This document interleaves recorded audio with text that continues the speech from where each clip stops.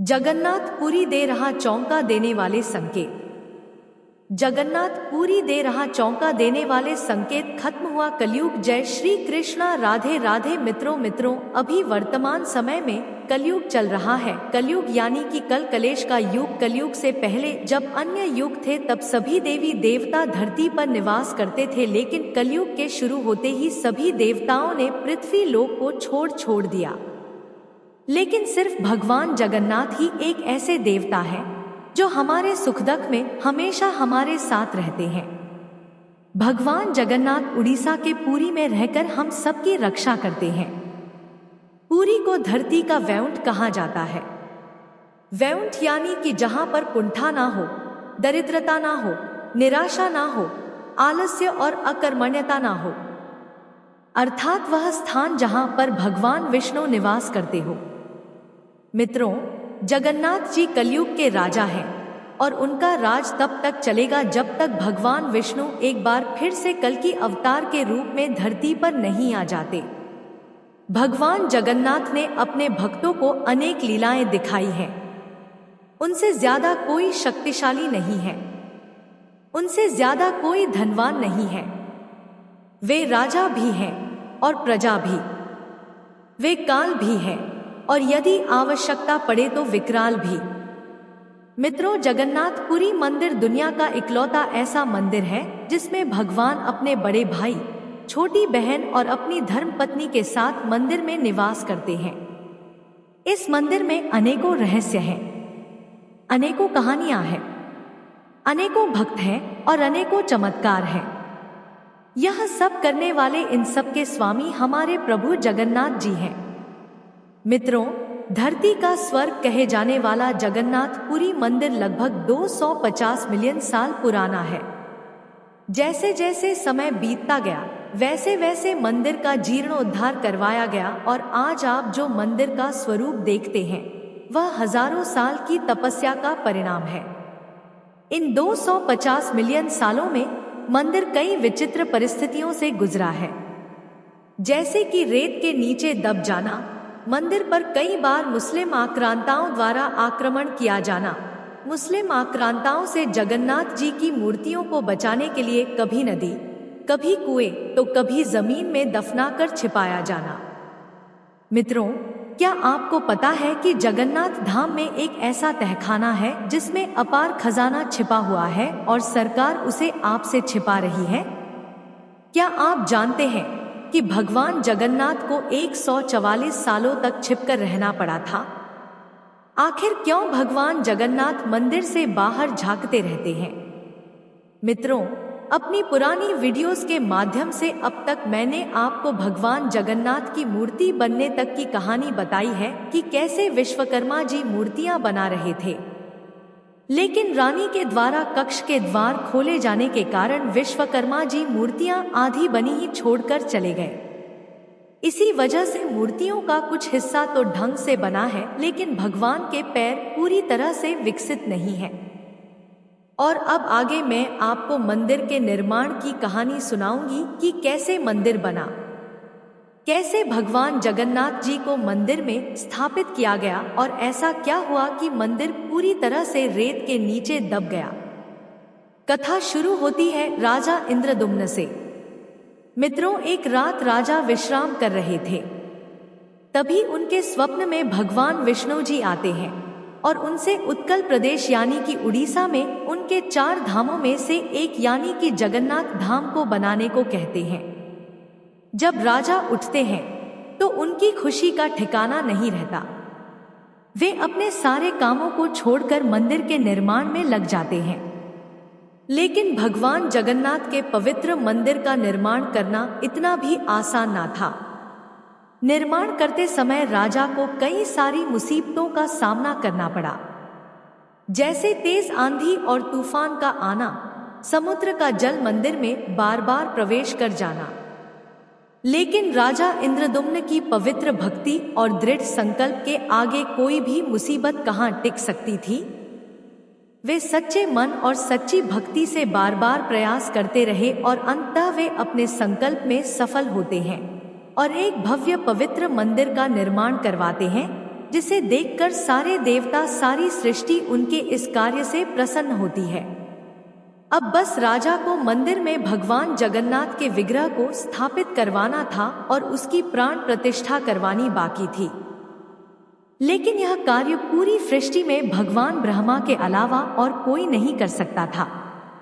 इसलिए राजा इंद्रद्मना ब्रह्मा जी को इस शुभ कार्य के लिए आमंत्रित करना चाहते थे, लेकिन उन्हें यह नहीं पता था कि वह यह कार्य कैसे करेंगे। तभी राजा की सहायता के लिए नारद जी प्रकट होते हैं और उन्हें अपने साथ ब्रह्मलोक की यात्रा पर ले जाते हैं। ब्रह्मलोक पहुंचने में कई सदियां बीत जाती हैं और मंदिर धीरे धीरे रेत के नीचे बंद हो जाता है। लेकिन मित्रों, आश्चर्य की बात यह है कि सदियां बीत जाने के बावजूद भी राजा की उम्र उतनी ही रहती है। राजा नारद जी के साथ ब्रह्मलोक पहुंचते हैं। राजा ब्रह्मा जी को प्रणाम करते हैं और उन्हें जगन्नाथ मंदिर में जगन्नाथ जी के विग्रह को स्थापित करने के लिए आमंत्रित करते हैं। ब्रह्मदेव अत्यंत प्रसन्न होते हैं और राजा को आशीर्वाद देते हैं। कई सदियां बीत जाती हैं और तब राजा इंद्रद्युम्न मंदिर को, जो अब पूरी तरह से रेत में दबा हुआ था, एक वर्तमान राजा की सहायता से खुदाई करवाकर फिर से बाहर निकलवाते हैं। दोनों राजाओं के प्रयासों से मंदिर पुनः रेत से बाहर आ जाता है। मंदिर देखकर सभी बहुत प्रसन्न होते हैं। फिर मंदिर को सजाया जाता है और साथ ही मंदिर में जगन्नाथ जी के विग्रह को स्थापित करने का शुभ कार्य आरंभ किया जाता है।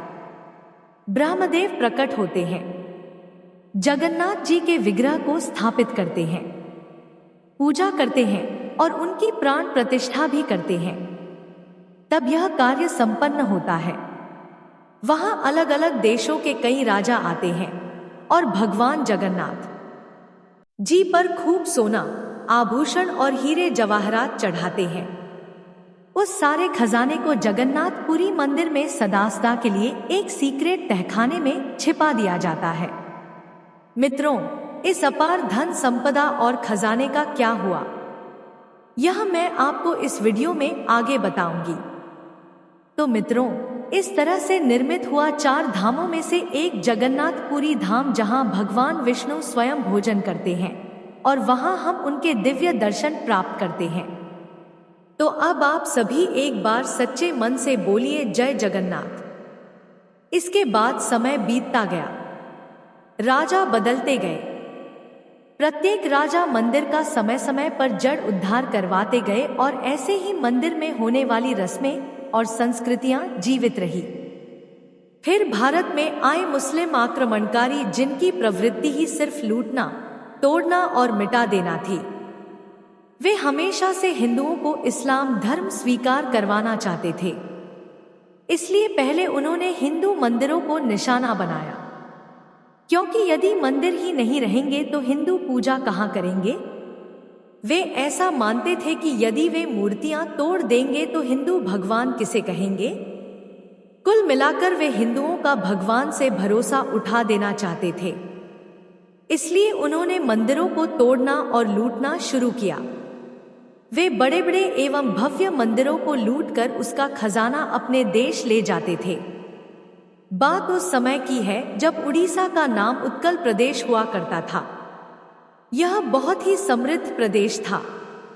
यहीं पर कई सारे बंदरगाह हुआ करते थे। इन्हीं बंदरगाहों से हमारी सभ्यता दुनिया के भिन्न भिन्न क्षेत्रों में फैली। यहीं से सुमात्रा, इंडोनेशिया, थाईलैंड में व्यापार हुआ करता था। इसी समृद्ध उत्तर प्रदेश की बढ़ती हुई शक्ति का पता इस्लामिक कट्टरपंथियों को चला और उन्होंने जगन्नाथ मंदिर को भी निशाना बनाया।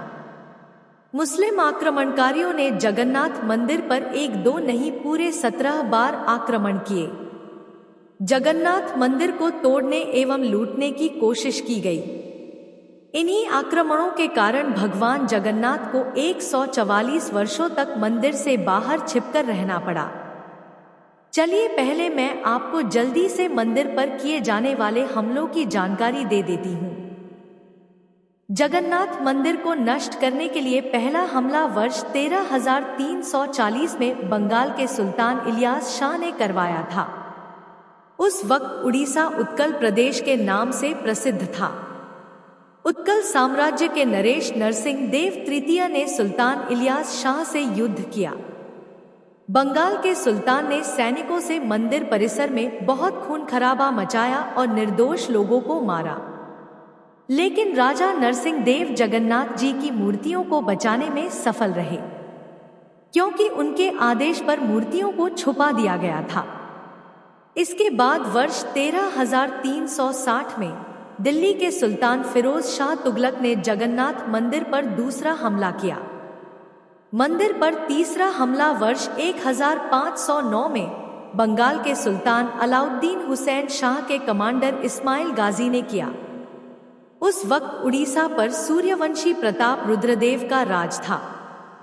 हमले की खबर मिलते ही पुजारियों ने मूर्तियों को मंदिर से दूर बंगाल की खाड़ी में मौजूद चिल्का झील के एक द्वीप पर छुपा दिया था। प्रताप रुद्रदेव ने बंगाल के सुल्तान की सेनाओं को हुगली में हरा दिया और उन्हें भागने पर मजबूर कर दिया। इसी तरह से समय आगे बढ़ता रहा और मंदिर पर कई हमले होते गए। मंदिर पर 17वां और आखिरी हमला वर्ष 10,699 में मोहम्मद तकी खान ने किया था। तकी खान वर्ष 727 से 10,734 के बीच उड़ीसा का नायब सूबेदार था। इस बार भी मूर्तियों को छुपाया गया और लगातार दूसरी जगहों पर शिफ्ट किया गया। कुछ समय के लिए मूर्तियों को हैदराबाद में भी रखा गया था। जब आप मंदिर को बाहर से देखोगे तो मंदिर के द्वार पर झांकती हुई भगवान जगन्नाथ की एक मूर्ति दिखेगी। लेकिन क्या आपको पता है कि वह मूर्ति मंदिर से बाहर क्यों झांकती है? इसके पीछे भगवान जगन्नाथ जी के एक भक्त की कहानी है। भक्त का नाम था राजा रामचंद्र देव। वे भगवान जगन्नाथ जी के बहुत ही प्रिय भक्त थे और पूरी निष्ठा से उनकी पूजा करते थे। मगर एक बार एक मुगल शासक भारत आया जिसका नाम था तकी खान।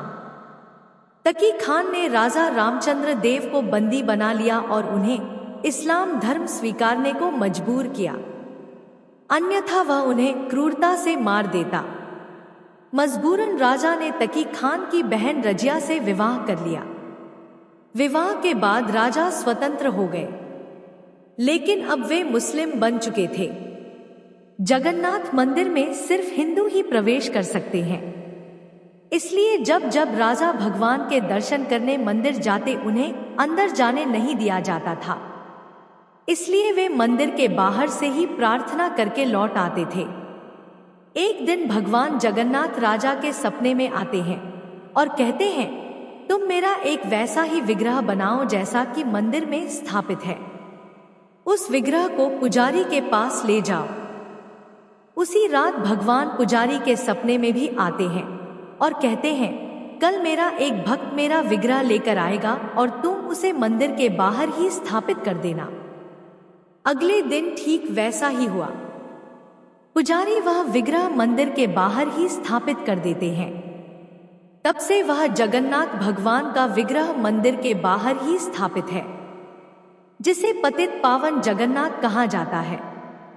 भगवान यह आशीर्वाद देते हैं कि जो फल भक्तों को अंदर वाले जगन्नाथ के दर्शन से प्राप्त होता है, वही फल भक्तों को बाहर वाले विग्रह से भी प्राप्त होगा।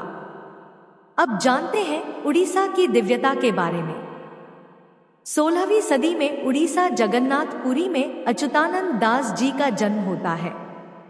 वे बड़े ही दिव्य संत थे।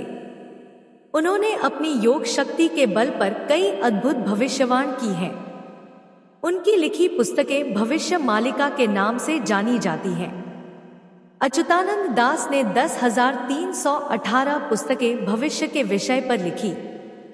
इनमें से 10 चौंका देने वाली भविष्यवाणी इस प्रकार है। एक किसान खेती करना बंद कर देंगे और जंगली जानवर गांवों और शहरों पर हमला करेंगे। 2 धरती की धुरी बदल जाएगी जिससे कई भूकंप आएंगे। 3 आसमान में 2 सूर्य जैसे पिंड दिखाई देंगे। यह पिंड बंगाल की खाड़ी में गिरेंगे और उड़ीसा जलमग्न हो जाएगा। 4 समुद्र का जलस्तर बढ़ेगा और जगन्नाथ मंदिर की 22वीं सीढ़ी तक पानी आ जाएगा। 5 प्राकृतिक आपदाओं के कारण धरती पर 7 दिनों तक अंधेरा रहेगा। 2022 से 2029 के बीच 6 प्राकृतिक आपदाओं के साथ साथ तीसरे विश्व युद्ध की शुरुआत शनि के कुंभ राशि में प्रवेश करने से होगी। साथ यह युद्ध 6 साल 6 महीने तक चलेगा। चीन 13 मुस्लिम देशों के साथ मिलकर भारत पर हमला करेगा। 8 भारत का आखिरी राजा एक शक्तिशाली हिंदू योगी होगा जिसकी कोई संतान नहीं होगी। 9 भगवान कल की प्रकट होंगे और भारत का युद्ध में साथ देंगे। 10 अमेरिका का बड़ा हिस्सा डूब जाएगा। चीन टूट जाएगा। पाकिस्तान मिट जाएगा। रूस हिंदू राष्ट्र बन जाएगा और यूरोप निष्क्रिय हो जाएगा। इसके बाद 1000 साल तक शांति का युग रहेगा। आपको हमारी वीडियो पसंद आई हो तो हमारे चैनल को लाइक और सब्सक्राइब करें। कमेंट बॉक्स में जय श्री राम अवश्य लिखें। धन्यवाद।